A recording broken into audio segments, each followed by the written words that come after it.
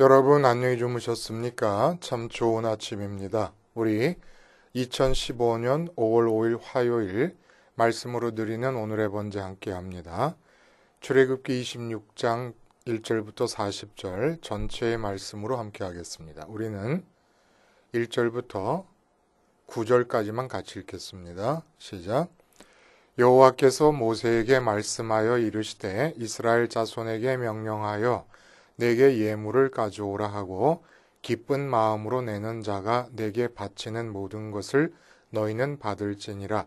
너희가 그들에게서 받을 예물은 이러하니 금과 은과 놋과 청색, 자색, 홍색 실과 가는 배 실과 염소털과 붉은 물들인 순양의 가죽과 해달의 가죽과 조각목과 등료와 관유에 드는 향료와 분향할 향을 만들 향품과 호마노며 에봇과 흉패에 물릴 보석이니라.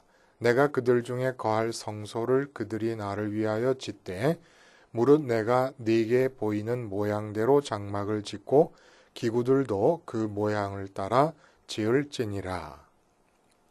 그리고 이제 우리가 읽지 않은 부분에서 성막의 내부의 지성소에 있어야 될 법궤에 대한 그 양식을 하나님께서 가르쳐 주고 계시고, 그 다음에 속죄소를 만들 것을 또 지시하시며, 그 다음에 지성소 바깥쪽에 성소 쪽에 있게 될 진설병을 놓을 상과 등대에 대해서 말씀하시는 지시하시는 내용이 나옵니다. 오늘 이렇게 성막을 지을 것을 지시하시는 이 25장 전체의 말씀을 중심으로 증거인멸 재발 방지 성막이라는 제목의 하나님 말씀 증거합니다. 증거인멸 재발 방지 성막. 읽어보면은 그런 마음이 들 수도 있어요. 그렇죠? 지금으로부터 3,500년 전에 시내산에서 모세가 하나님의 지시를 받고 짓게 될 성막의 한마디로 말하면 설계도입니다. 근데 하나님께서 아주 그 디테일한 부분까지도 예외 없이 다 하나님이 지시를 하세요. 그러니까 인간의 어떤 그 재량권이 성막의 재건에 끼어들 여지가 없게 만드십니다. 자, 그렇게 해서 지어진 성막이 지금은 없어요.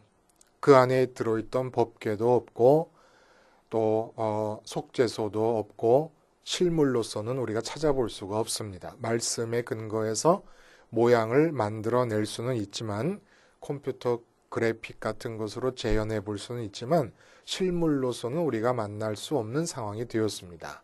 자, 이게 우리의 현재 오늘날을 사는 삶과 무슨 연관이 있겠는가 하는 그런 생각을 가질 수도 있잖아요. 근데 그렇지 않습니다. 모든 나라와 민족은 그 당시로부터 해도 아수르와 바벨론 대제국들이 다 없어지지 않았습니까? 이집트 등 모든 로마도 신성 로마 제국도, 그리고 이 중국도 수없이 많은 나라가 다 없어지고 우리나라도 다 없어졌잖아요.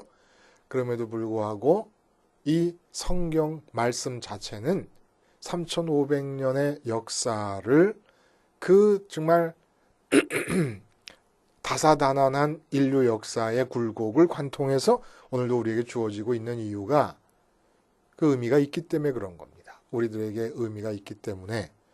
한마디로 이 텐트 거룩한 텐트 아니에요? 성막이라는 게 쉽게 말하면 거룩한 텐트인데, 이 거룩한 텐트가 갖는 의미가 뭐냐 하면은 다시는 너희가 증거인멸을 하지 말아라 라는 의도에서 주어진 것이라는 겁니다. 증거인멸. 도대체 그 무슨 증거인멸인가? 하나님의 주체성에 대한 증거인멸입니다. 이건 그러니까 아담이 에덴 동산에서 지은 첫 번째 죄가 뭐냐 하면 선악과를 따먹은 거 아닙니까? 근데 이 선악과를 따먹은 것을 다른 말로 하면 증거인멸의 죄입니다. 증거인멸이 뭐예요? 범인이 자기의 범행을 증명할 만한 증거들을 다 없애버리는 겁니다. 범죄를 숨기기 위해서. 이게 증거인멸인데 아담이 지은 죄가 증거인멸의 죄라는 게 무슨 뜻입니까? 선악과가 증거였어요. 증거. 어떤 증거였습니까? 하나님의 주체성의 증거입니다. 하나님의 주체성의 증거라는 것은 무슨 뜻입니까? 하나님께서 생각하고 계시고 말씀하고 계신다. 하나님도 의견이 있으시다라고 하는 것에 대한 증거가 선악과였습니다. 그러니까 인간이 지금 어떻게 돼서 살게 되었느냐 하면 삶의 현실이 어떤 거냐 하면 하나님이 말씀으로 세상을 지으셨어요. 그 말씀으로 지으신 세상 안에서 말씀하실 줄 아는 하나님께서 삶에 관여하고 싶어 하시는 상황에서 우리가 살아가는 겁니다. 근데 자기 생각대로 살면서 자기 생각대로 사는 것이 결코 나쁜 짓이 아니라는 것을 정당화하기 위해서 하나님이 말씀하시는 분이라고 하는 그 증거를 없애버린 거예요. 말씀하시는 분이신, 말씀하실 줄 아시는 분이신 하나님께서 말씀으로 지으신 세상에서 우리가 산다는 것은 우리가 말을 할 줄 아는 능력을 갖고 있지만 말의 주인이 하나님이시라는 뜻입니다. 그러니까 내가 말할 수 있는 게 아무것도 없어요. 마치 노예가 그 노예 주인의 집에서 살고 있을 때 자기가 관리하는 곳간, 자기가 농사짓는 밭에 농산물들, 아무것도 자기가 주인이 아니지 않습니까? 그런 것처럼 말씀으로 지으신 하나님, 그 하나님이 지으신 이 세상 안에서 살고 있다는 것은 내가 말할 줄 아는 능력이 있음에도 불구하고 내가 말의 주인이 될 수 없다는 겁니다. 한마디로 내 말을 하면서 살 수가 없는 거예요. 말씀하실 줄 아는 분이 말씀으로 지으신 세상이니까 이 마이크라고 하는 거 예를 들어서 나무라고 하는 거 무슨 사물이다. 하나님이 말씀의 결정체 아닙니까? 그 자체가 내용물이 말씀이에요, 말씀. 마치 다이아몬드가 탄소 결정체인 것처럼 그 내용이 말씀이기 때문에 하늘을 보면서 내가 말할 수가 없어요. 말에 대해서 하늘을 보면서 내가 마음대로 느끼는 대로 말을 하는 것은 말 대꾸를 하는 겁니다. 왜냐하면 하늘이 하나님의 말씀의 결정체니까. 산을 보고 내가 마음대로 말하는 것은 말 대꾸하는 거예요. 왜냐하면 산이라는 게 하나님의 말씀의 결정체니까. 내가 내 자식을 보면서 내가 그 자식을 향하여 마음대로 말하는 것은 말씀의 대꾸질을 하는 겁니다. 왜냐하면 그 자식은 하나님의 말씀에 의해서 만들어진 것이니까. 이 세상 만물이 결국은 다 하나님의 말씀에 의해서 만들어진 것이고 하나님의 말씀에 의해서 만들어진 걸 재료로 만든 것들이기 때문에 말씀 아닌 것들이 아무것도 없는 거예요. 그러니까 사실은 모든 인간은 말을 할 줄 알지만 내가 말의 주인이 될 수가 없는 상태에서 살고 있는 겁니다. 그 상황을 선악과로 표현을 한 거예요. 내가 말한다. 내가 생각하고 내가 판단한다. 그러니까 너는 말할 줄 알고 생각할 줄 알고 판단할 줄 알지만 이 세상에 사는 동안에 너는 판단의 주인이 되지 말고 말의 주인이 되지 말고 생각의 주인이 되지 말아라. 오직 노예들처럼 내가 생각하는 걸 받을 것이고 내가 판단하는 걸 받을 것이고 나의 말을 받아라. 이게 아담의 현실이었습니다. 근데 아담이 선악과를 따먹어 버립니다. 그래서 에덴 바깥에서 살게 되는데 이제 증거를 인멸해 버린 상태에서 삽니다. 하나님이 말씀으로 창조하신 세상에서 말씀하실 줄 아는 하나님의 간섭을 받으면서 살아야 된다라고 하는 그 상황을 다 버려버립니다.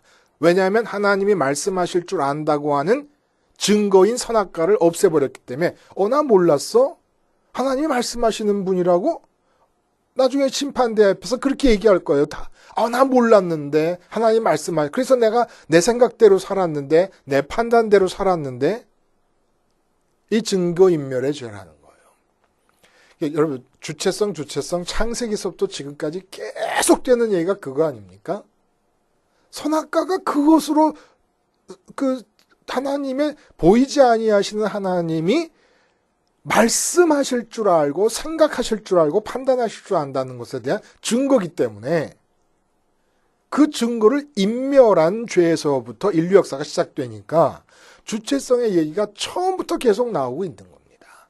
그리고 말씀으로 창조하셨다는 것도 창조되어진 피조물이 주제가 아니라 그 피조물들을 말씀으로 창조하신 주체적인 하나님이 주제였다는 거예요. 창조주 하나님이.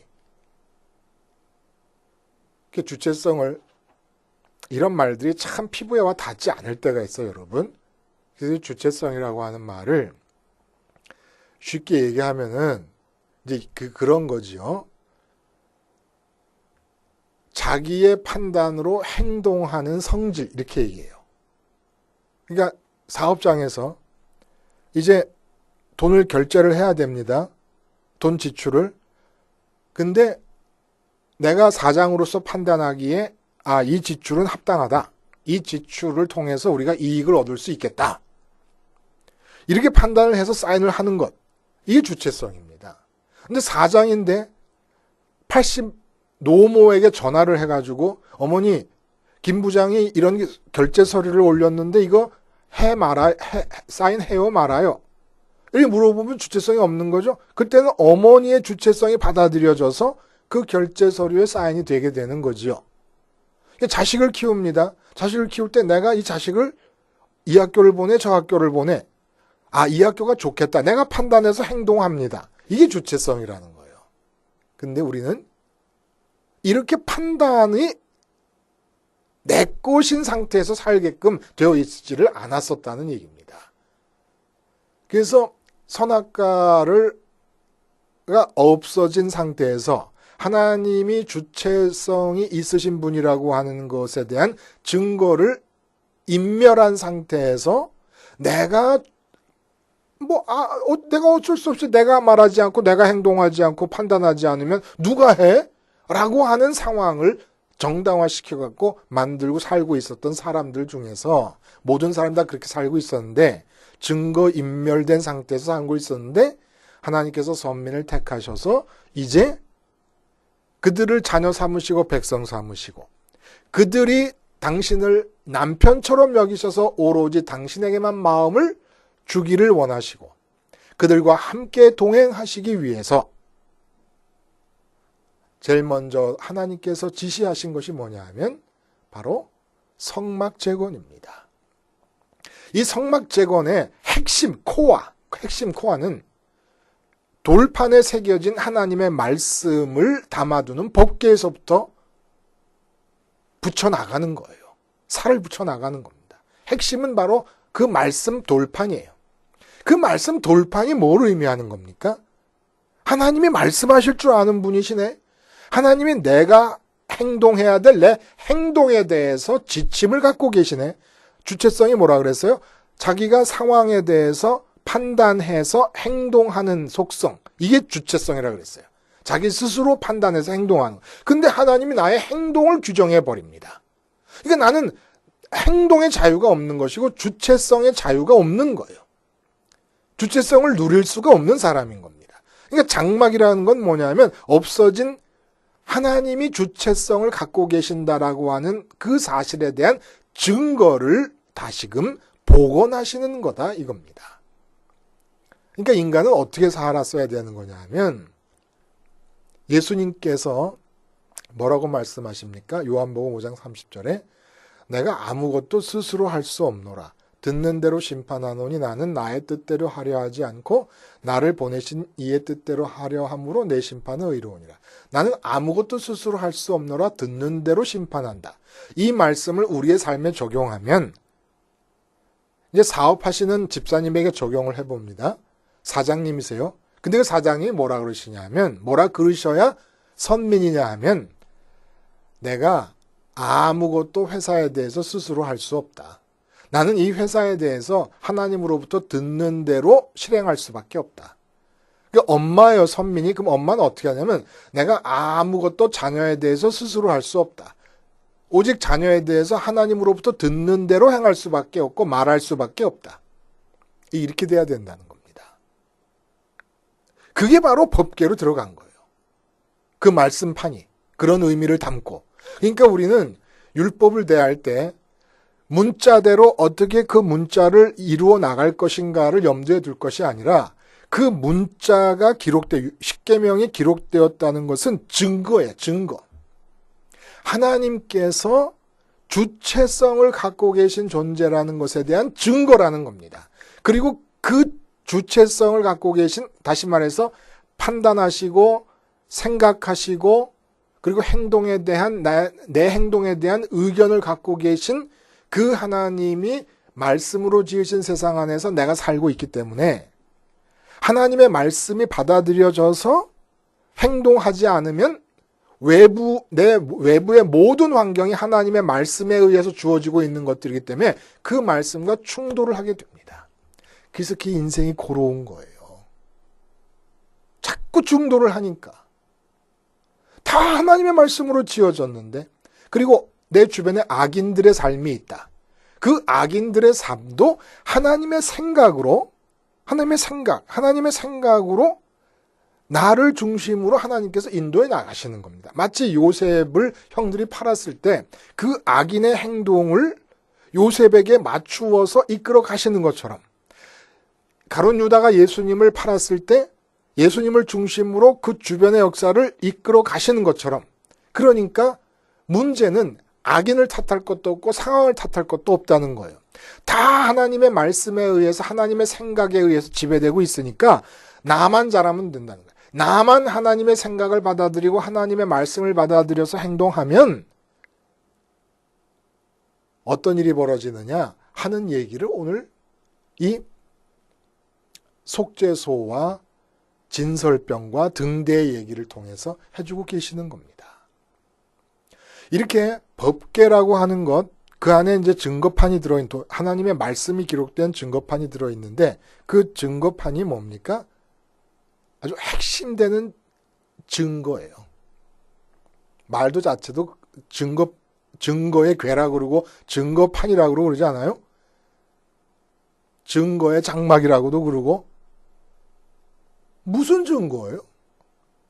보이지 않으시고 만져지지도 않고 냄새도 안 나고 어떻게 오감각으로 접촉이 불가능한데, 그 접촉 불가능한 이 감각적으로 감지가 불가능한 하나님이 나와 똑같이 생각하고 말씀하고 계신다는 증거가 바로 돌판이라는 겁니다.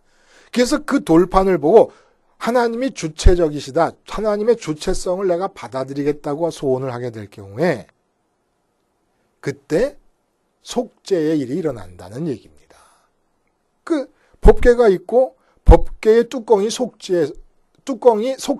속죄소라고 말하는 것이 무슨 다른 장소를 말하는 게 아니라 법궤의 뚜껑을 속죄소라고 얘기합니다. 그러니까 죄는 뭡니까? 말씀으로 지금 증거되고 있는 하나님의 주체성을 마음속에서 아주 인멸해버린 거예요. 그게 바로 죄예요. 그래서 그 주체성을 인정할 때 죄가 용서를 받는다는 얘기입니다. 하나님의 주체성을 인정, 이제는 내가 생각의 주인이 아니다. 내가 판단의 주인이 아니다. 무슨 일이 주어져도 아이고 나는 판단의 주인이 아니니까 하나님, 판단의 주인은 하나님이시다. 이 상황과 이 사태와 이 사건에 대한 판단의 주인은 하나님이시니까 노예가 쌀독에서 쌀을 마음대로 퍼내가지고 자기가 먹을 밥을 지을 수 없는 것처럼 언어의 세계가 있지만 그 언어의 항아리로부터 내가 쌀 퍼내듯이 언어를 마음대로 퍼내가지고 판단도 언어로 하고 생각도 언어로 하니까 그 언어를 사용하면서 주체적으로 존재하며 살아갈 수가 없다는 얘기예요. 판단의 주인, 아예 언어의 주인이 판단과 생각과 행동, 다 언어로 이루어졌잖아요. 그렇죠? 판단도 언어로 합니다. 돈이 최고야. 돈이라는 단어를 가지고 판단을 하는 거예요. 돈이 최고니까 이 기준에서 볼 때 지금은 어떻게 행동하는 게 좋겠다. 어떻게 행동하는 게 좋겠다.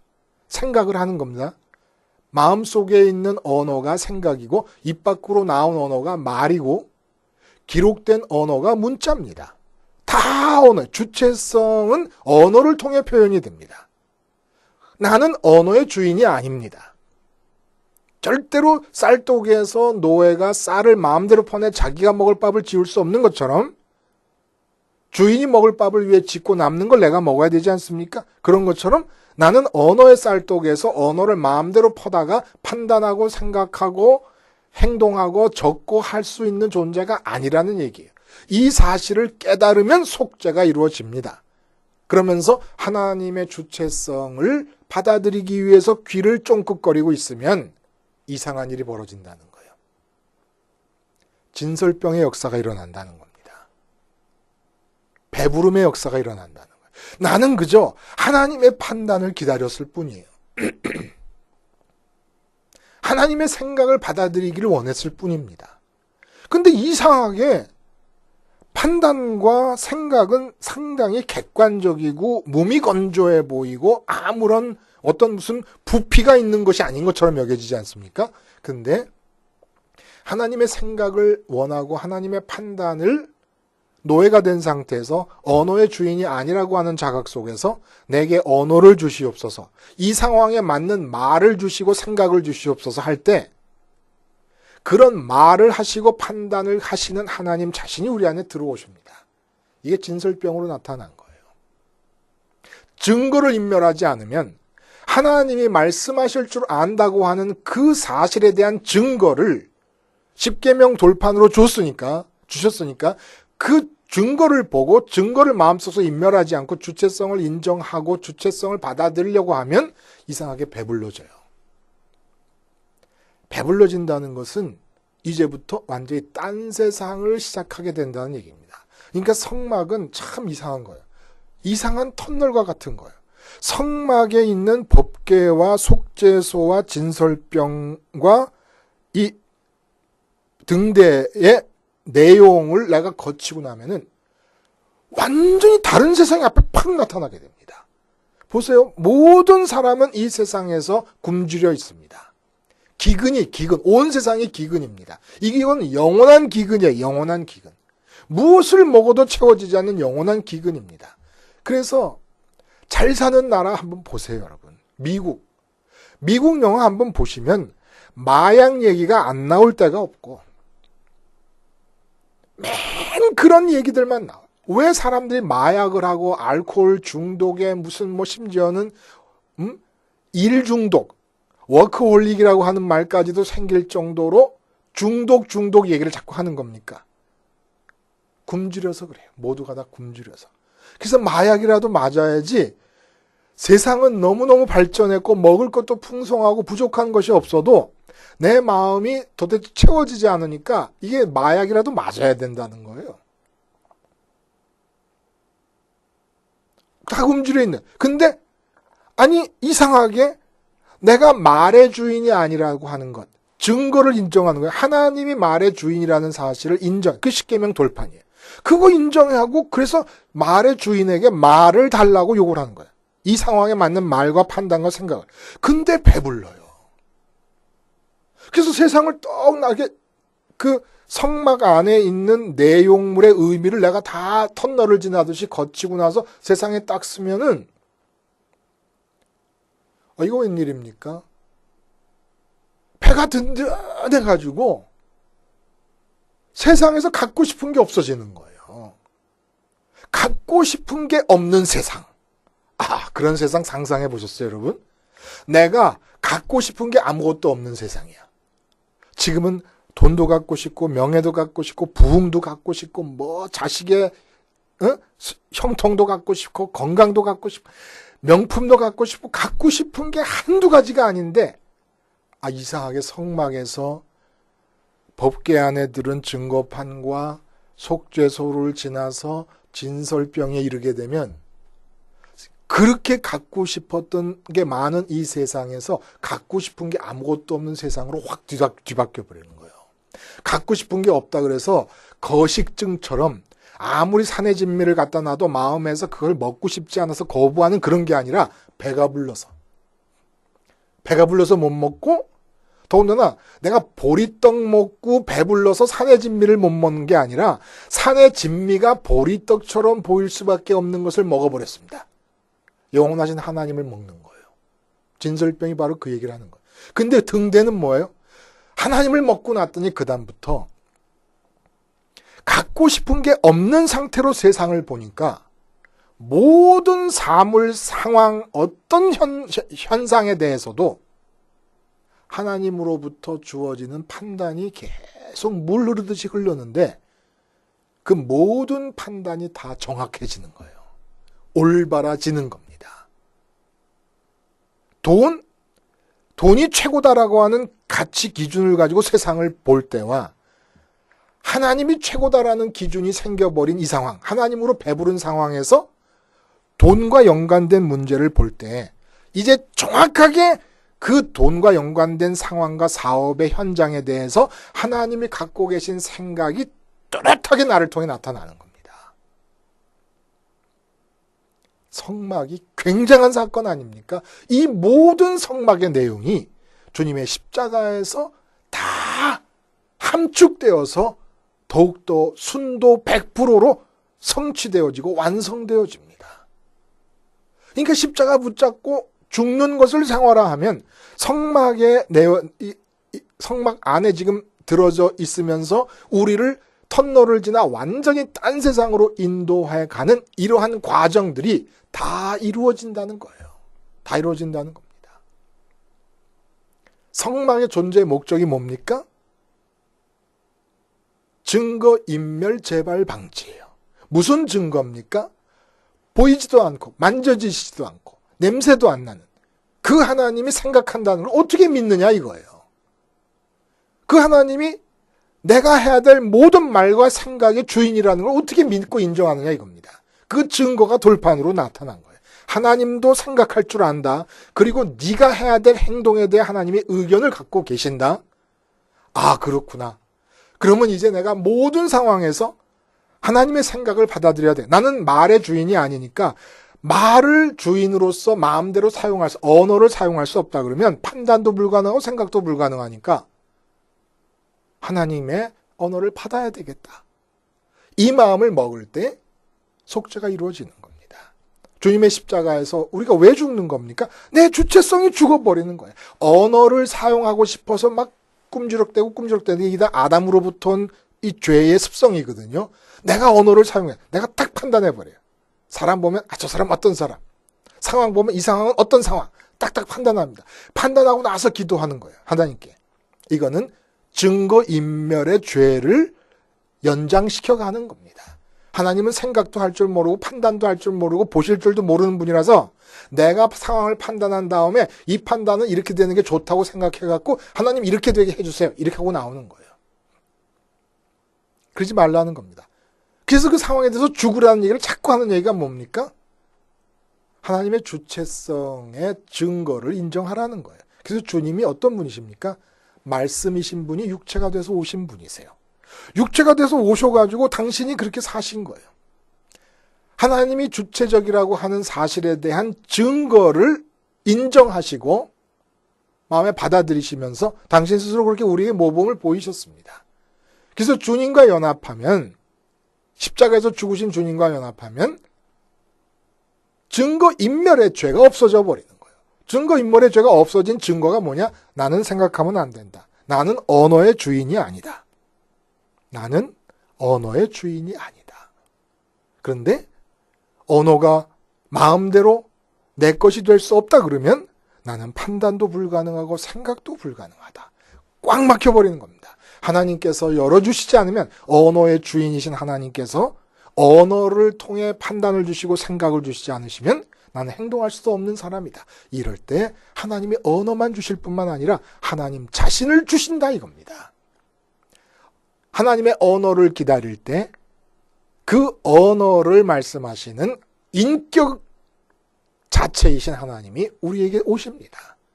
진설병으로 배불러지고 그러면 등대로 불이 밝혀지듯이 이제 세상에 모든 옳고 그름이 명확하게 보이기 시작합니다. 그래서 주님이 말씀하신 대로 예할 것은 예하고 아니요할 것은 아니요할 수 있는 자리에 서게 되는 것이죠. 억만 가지 추측이 다 버려지고 억만 가지의 소망이 다 없어지고 다 잘못된 배고픈 상태에서 세상에 대해 굶주린 상태에서 내가 갖고 싶었던 모든 소원들이 다 없어지고 완전히 아무것도 갖고 싶지 않은 세상을 맞이할 때 그 세상에서 우리가 움직이는 것마다 이웃을 사랑하는 것이고 우리가 움직이는 것마다 하나님의 주체성의 표현이 되는 것일 수 있다는 얘기입니다. 철저하게 십자가를 생활함을 통해 이 경지에 전혀 다른 세상의 삶을 살 수 있도록 하시기 위해서 선민의 한가운데에다가 이제 성막을 지으라고 지시를 하신 것이지요. 기도하겠습니다. 하나님 아버지, 아담이 하나님의 주체성의 증거를 인멸함으로써 우리에게 주어진 불행으로부터 성막의 완전한 성취 되시는 십자가의 주님과 연합함을 통하여 완전히 빠져나옴으로써 완전히 다른 세상을 살 수 있게 해 주시옵소서. 예수님의 이름으로 기도하옵나이다. 아멘.